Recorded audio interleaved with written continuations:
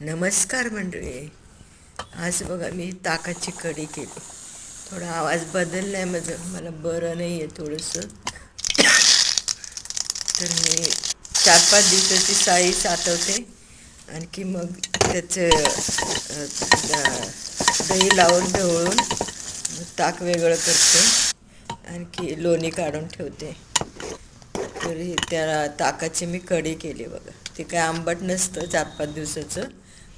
तर त्याला मी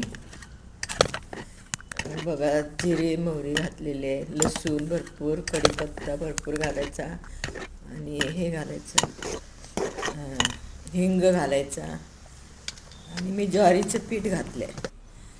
त्यात ज्वारीचं पीठ थोडंसं लावायचं ताकाला, मग ताक मिळून येतं.